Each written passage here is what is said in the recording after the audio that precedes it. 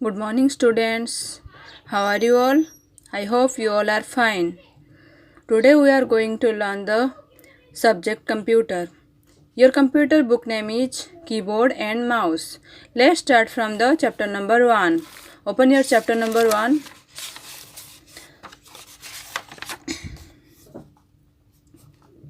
Chapter number 1 is memory management. First of all, write down the date.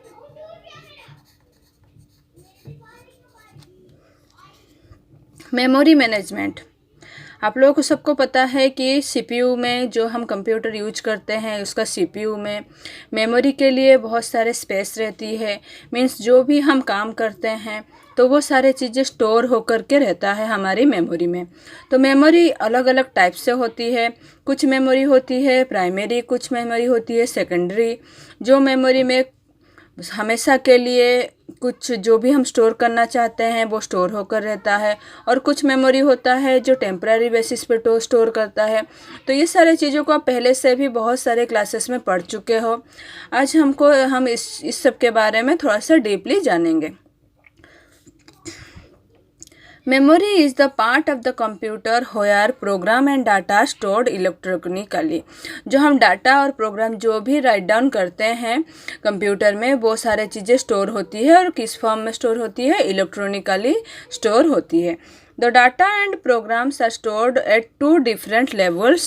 One is main memory and second is auxiliary or external memory. Main memory को बोलते हैं internal memory और auxiliary memory को बोलते हैं external memory. Means main memory जो होता है वो CPU के अंदर हमेशा के लिए रहता है, और जो एक्सिलरी मेमोरी होती है उसको हम लोग सीपीयू में रखते हैं कुछ देर के लिए, फिर उसको हम निकाल भी देते हैं, फिर दूसरे जगह यूज भी करते हैं। तो ये होती है auxiliary memory. The different kinds of main memory are, one is RAM and second one is ROM. RAM means random access memory, ROM means read only memory. इनके नाम से ही आपको पता चल रहा है कि रैम जो है रैंडमली यूज होता है, और रोम जो है ओनली फॉर रीडिंग पर्पस के लिए ओनली यूज होती है। Random access memory. The RAM of the computer is divided into many locations which are uniquely numbered or addressed. RAM जो होता है आपके सीपीयू के जो बोर्ड में अलग अलग जगह में दो चार जो रैम लगे रहते हैं। Information and data stored in this memory locations and are retrieved randomly from this location. जो इंफॉर्मेशन और डाटा रैम में स्टोर होता है, वहाँ मेमोरी लोकेशन में स्टोर होता है, वो रैंडमली वहाँ से हम लोग पिक करते हैं। तो RAM contains data that needs to be processed and the instructions which are used for processing. RAM में वही डाटा स्टोर होता है जो हम कंप्यूटर को प्रोसेस करने के लिए, कुछ भी इंस्ट्रक्शन को प्रोसेस करने के लिए यूज होता है। और ये जो इंस्ट्रक्शन को हम काम करने के लिए रैम में जो डाटा स्टोर होता है वहाँ से हम उस डाटा को रिट्राइव करते हैं। Second one is read only memory, ROM. ROM is also called as volatile memory. Volatile memory है ये रोम जो है। As the contents of ROM are erased when the computer is switched off. जब हम computer को switch off कर देते हैं, मीन्स बंद कर देते हैं, तो अगर हम कुछ भी डाटा रोम में स्टोर होता है तो वहाँ से वो इरेज हो जाता है, मीन्स मिट जाता है, परमानेंटली वहाँ पर स्टोर नहीं होता है। The size of a computer is measured in terms of the number of storage location in memory. Computer कितना बड़ा साइज का है, कितना कैपेसिटी है इसमें, ये किस टर्म से पता चलता है कि इसका जो मेमोरी स्टोरेज लोकेशन है ये कितना ज़्यादा है, उसी से पता चलता है। It contains the information necessary to start up your computer and the basic instructions that operate it. जो बेसिक इंफॉर्मेशन होता है, नेसेसरी होती है कंप्यूटर को स्टार्ट करने के लिए, चलाने के लिए, कोई भी प्रोग्राम को चलाने के लिए, वो सारे किस में स्टोर होकर रहता है? आपके रोम में स्टोर होकर के रहता है।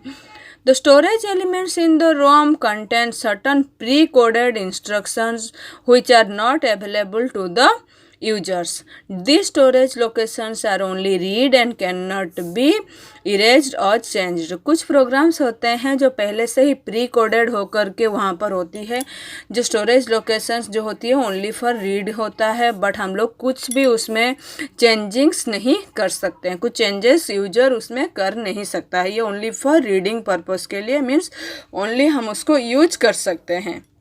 So, it is also known as non-volatile memory. Certain ROM chips are available that can be erased. कुछ ROM chips होते हैं जो erasable होते हैं, उनको वो एक होता है PROM, EEPROM, EEPROM. सबका फुल फॉर्म यहाँ पर दे रखा है. PROM का फुल फॉर्म है programmable read only memory. EEPROM का है erasable programmable read only memory. EEPROM का है electronically erasable programmable read only memory. Okay.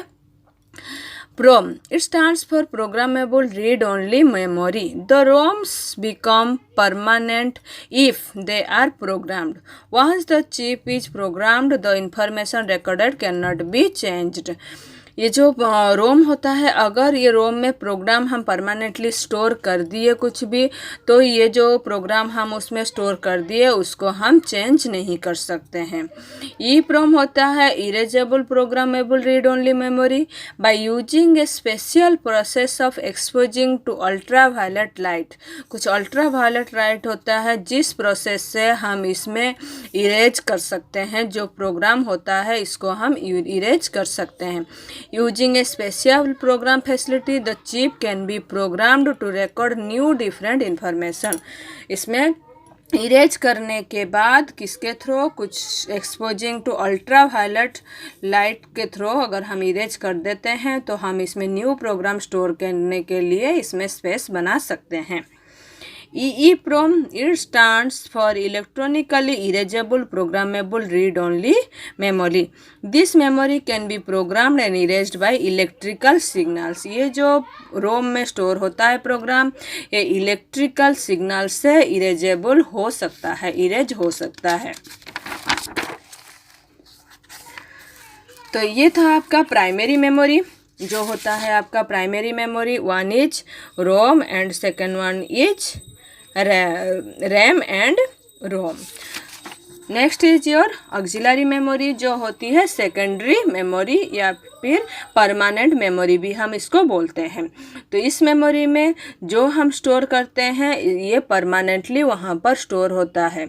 As RAM has the limited storage capacity and is also not permanent. जैसे कि RAM क्या है, limited कम storage capacity होता है और ये परमानेंट भी नहीं होता है.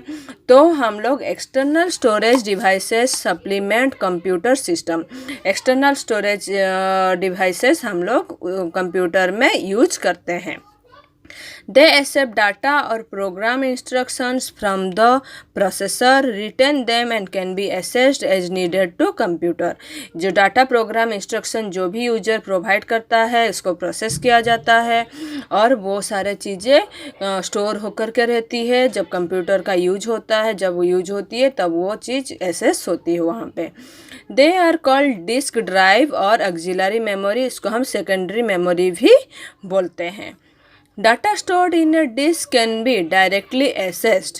Every disk has a directory of what is stored in the disk. Directory यहाँ पर क्या है, जैसे कि आप लोग प्रैक्टिकली देखे होंगे, जो आपका कंप्यूटर में लिखा रहता है कि local disk C D E, इस तरह से ड्राइव्स बने हुए होते हैं, तो उनको हम डायरेक्टरी बोलते हैं. अलग अलग डायरेक्टरी होती है, अलग अलग डिस्क होता है, जिसमें जब हम स्टोर करते हैं तो वो पूछता है कहाँ करना है. अगर हमें सी में करना है तो सी में करते हैं, डी में करते हैं, या फिर अगर एक्सटर्नली हम कोई पेन ड्राइव डाले हुए होते हैं, एक्सटर्नल कोई भी डिवाइस डाले हुए रहते हैं, उसमें भी हम स्टोर कर सकते हैं. तो ये अलग अलग डायरेक्टरी बना हुआ होता है. The directory contains the name given to the data file and stores location. Directory में कुछ जो भी फाइल होता है उनका नाम लिखा रहता है, तो वहाँ पर वो सारे चीज़ें स्टोर रहते हैं.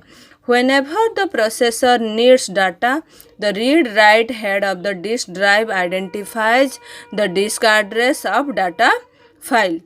जब भी प्रोसेसर ये सारे डाटा को ज़रूरत करता है तो वहाँ से हम लोग डायरेक्टरी का जो एड्रेस होता है वहाँ जा कर के हम लोग वो डाटा को वहाँ से रिट्राइव करते हैं. It moves to the specified track and then to the proper sector where the data is stored. जो ट्रैक है, स्पेसिफाइड ट्रैक, जो भी वहाँ पर प्रॉपरली जहाँ पर स्टोर रखा हुआ है उसमें हम उस डाटा को वहीं से ही हमें मिलता है. The different types of storage devices are. जो एक्सिलरी स्टोर मेमोरी है, स्टोरेज डिवाइस है, वो क्या क्या है. पहला है हमारा हार्ड डिस्क. यह हार्ड डिस्क हमेशा सीपीयू के अंदर में रहता है. इसको हम लोग बाहर भी निकाल सकते हैं. कुछ भी प्रॉब्लम होता है हार्ड डिस्क में, हार्ड डिस्क में बहुत सारे स्पेस होती हैं, उसमें सारी चीज़ स्टोर रहती है और कुछ भी प्रॉब्लम होती है हम इसको रिप्लेस भी करते हैं. एक्सटर्नल हार्ड डिस्क भी हम इसमें जोड़ सकते हैं जिसमें हम डाटा स्टोर करके रखते हैं. और होती है जैसे कि हमारा फ्लॉपी हो गया, सीडी हो गया, पेन ड्राइव हो गया, मेमोरी चिप हो गई, ये सारे एक्सटर्नल स्टोरेज डिवाइसेस है. Hard disk is the main computer storage device which is fast, reliable and store a lots of information. इसमें बहुत ज़्यादा इंफॉर्मेशन स्टोर रहता है और ये सबसे मेन कंप्यूटर का स्टोरेज डिवाइसेस है. बहुत ही जल्दी काम करता है ये. A non-removable device is used to store information in the computer so that it can be accessed later. इसमें ये रिमूव नहीं होता है कंप्यूटर में, बट फिर भी कभी भी ज़रूरत होती है, कुछ रिप्लेस करना होता है, कुछ चेंजेस करनी होती है इसमें, तो इसको हम रिमूव कर सकते हैं. It consists of several platters mounted on a spindle that are made to rotate in a very high speed. इसके अंदर में ऐसे ही सर्कल सर्कल में रिंग्स होते हैं जो डाटा स्टोर कर के रखता है. When multiple disks are packed together, a number of read and write heads are used to write or retrieve data. Hard disk is the fixed disk which cannot be removed from the disk drive. जो ये fix रहता है वहाँ से हम remove नहीं करते हैं नॉर्मली, बट जब भी ज़रूरत होती है तो हमें रिमूव करना होता है. एक्सटर्नल हार्ड डिस्क भी हम यूज करते हैं. तो ये आपका था सेकेंडरी स्टोरेज डिवाइस. तो इस जो भी मैंने आज करवाया आपको, अंडरलाइन जो मैंने कराया है उसको आप अंडरलाइन करो, वो मेन चीज़ें होती है उसको आप अच्छे से याद रखो. और नेक्स्ट क्लास में मैं आपको नेक्स्ट जो भी है स्टोरेज डिवाइस जैसे फ्लॉपी डिस्क, सीडी रोम, इस सब के बारे में आपको मैं एक्सप्लेन करूँगी. ठीक है, okay, have a nice day.